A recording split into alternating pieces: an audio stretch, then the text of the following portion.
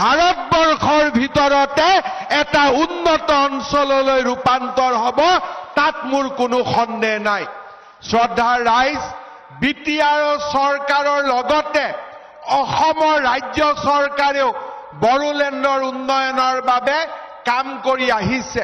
কেইটামান দিন আগতে আমি 1 লাখ চৰকাৰী চাকৰি আমি ৰাইজৰ বাবে মুকলি কৰি দিছিলোঁ।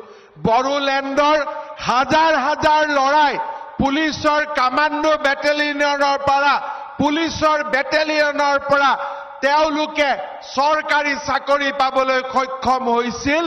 1 টকাও কোনেও কতো ঘোষ দিয়াৰ কোনো প্ৰয়োজন হোৱা নাছিল। মই আপোনালোকক প্ৰতিশ্ৰুতি দিছো যে ৰাজ্য চৰকাৰে অহা বছৰবিলাকত আৰু 30,000 চাকৰি অহা বছৰত নিযুক্তি দিব। 2-3টাকৈ নতুন বেটেলিয়নত চাকৰি ওলাব। বড়োলেণ্ডৰ লৰাই চাকৰি পাব। কতো টকাও আমি ঘোষ দিব নালাগে। তেনেকুৱা আজি আমি এটা পৰিৱেশ নিৰ্মাণ কৰিছো।